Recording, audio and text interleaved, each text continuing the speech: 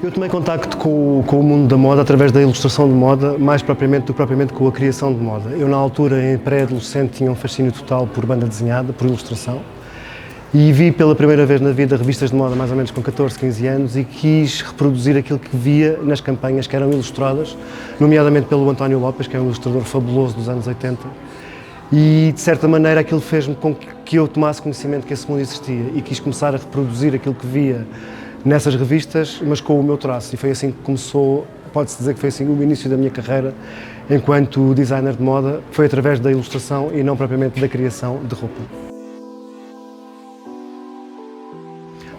Eu acho que o meu passado foi todo ele um desafio, porque foi eu acho que tracei uma linha muito reta, embora sem ter consciência dela, porque era muito novo, não é? Na maneira de conseguir materializar os meus sonhos, que eu nem sequer tinha muita consciência que existiam enquanto forma de sonho. Mas acho que na verdade muita coisa se materializou. Eu hoje em dia, quando olho para trás, acho que vejo que há coisas que eu sinceramente não percebo muito bem sequer como é que aconteceram, acho que me parecem um bocadinho milagres. Mas acho que eu acho que quando nós temos uma imagem muito concreta no nosso imaginário, se acreditarmos realmente que ela vai acontecer, eu acho que sem dúvida nós criamos a nossa realidade e há algo que se materializa. Hoje em dia, com esta idade, tenho a certeza absoluta disso. Eu acho que a minha marca evoluiu ao longo destas 3 décadas de uma maneira muito natural. Eu, quando vejo os meus trabalhos dos anos 90, dos anos 0, acho que há ali uma linha muito identificativa e sempre muito também atemporal. Há um certo elemento clássico nas minhas coleções e de valorização do corpo feminino que faz com que as peças não fiquem propriamente muito presas às tendências, e acho que isso é uma coisa que me surgiu muito naturalmente logo desde o início. O que eu acho que também é uma característica do meu trabalho é a parte gráfica. Acho que há uma espécie de um lado ilustrativo na maneira como eu organizo as silhuetas e a maneira como faço com que a roupa deslize pelo corpo feminino. Há um certo ritmo, há uma certa fluidez, há assimetrias, e eu acho que há sempre um bocadinho a ideia de movimento, sempre muito acoplada ao meu registro no vestuário feminino.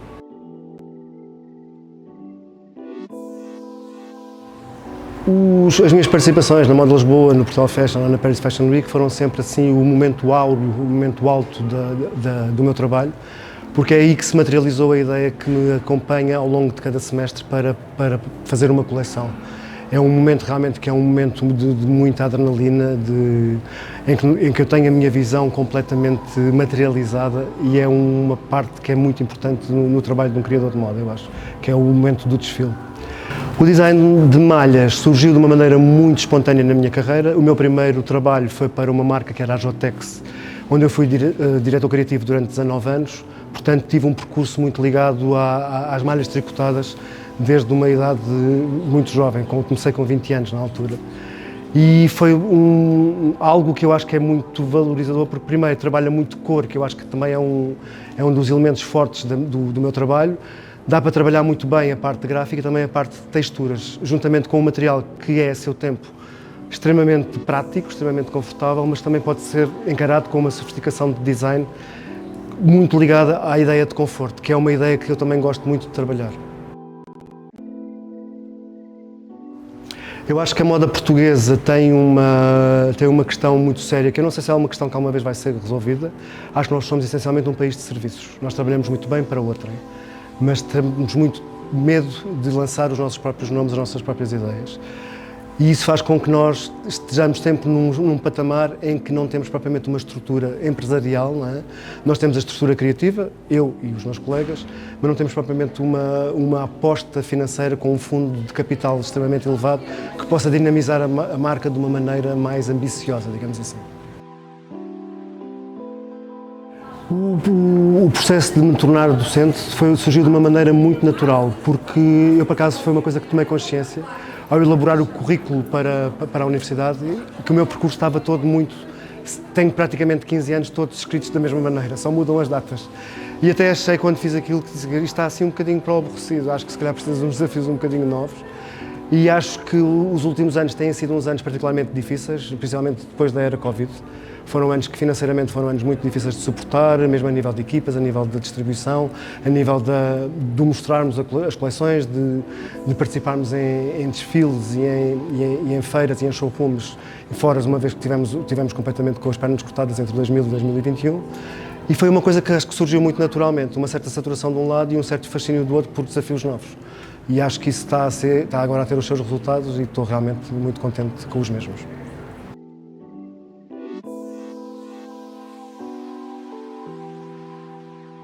E acho que primeiro tomo um bocadinho de consciência daquilo que são as novas correntes e a maneira como os jovens pensam, que eu acho que é algo que é fundamental para uma marca de moda não ficar propriamente muito vinculada só àquilo que é o meu conhecimento e o meu historial.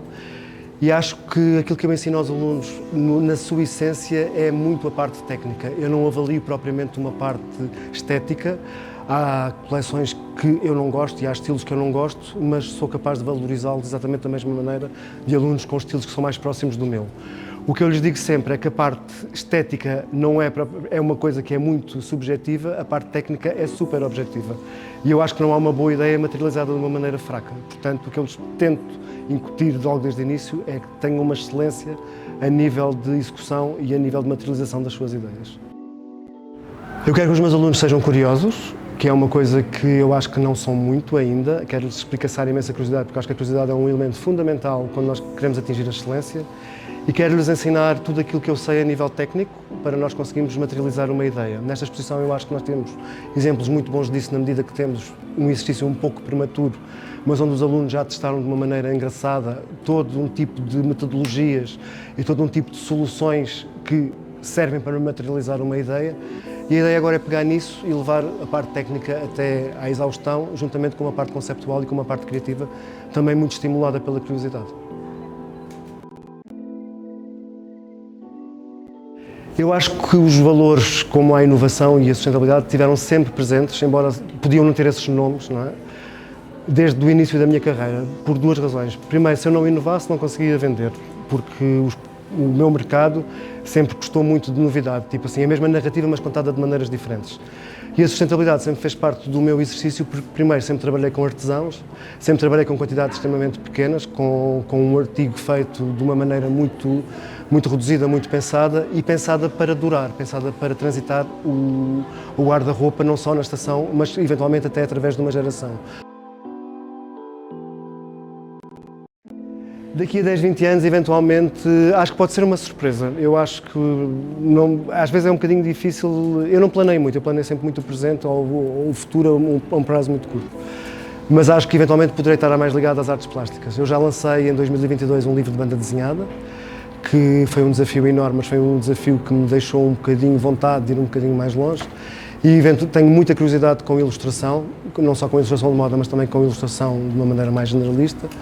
E eventualmente poderei estar interessado também em fazer alguma coisa mais diretamente ligada às artes plásticas, ainda não sei, poderá estar em aberto. E a banda desenhada ligada à moda ou não? Não, nada a ver. Okay. Não. É ficção? É uma banda desenhada que foi lançada pela Fundação Cecília Zine, não é, o argumento não é meu. A Fundação Cecília Zine é uma casa de acolhimento na Madeira e é um assunto que trata com situações delicadas de jovens com histórias muito complicadas. Eu, em 86, quando fui confrontado, eu vim parar ao Porto, eu sou setubalense, e na altura estava no 11º e levei os meus desenhos, as minhas ilustrações de moda, para a aula de design, acho que era design que se chamava na altura, e a minha professora ficou completamente fascinada com aquilo e uma vez veio-me com uma inscrição de um curso, o CITEX, que hoje em dia é o Modatex no Porto, e disse: isto é o curso que tu vais ter que fazer, que é um curso de moda, porque tu vais ser designer de moda. E eu fiquei assim, como assim? Ok, mas fiquei um bocado picado, concorri e com 16 anos de repente vim para o Porto. Acho que os meus pais na altura foram muito corajosos, porque isto passou-se em 86 e 86, moda em 86 não era nada, moda era a Ana Salazar, que era uma excêntrica que fazia coisas, quer dizer, moda não era sequer encarada como uma profissão, não é? E acho que os meus pais, que provavelmente tinham alguns planos para mim de seguir um curso universitário ou qualquer coisa do género, tiveram um respeito enorme e uma visão também bastante ampla para a altura e deixaram, que eu era muito miúdo ainda, vir para o Porto e estudar uma coisa que na altura ainda não tinha propriamente um nome, mas acho que foi uma aposta muito ganha.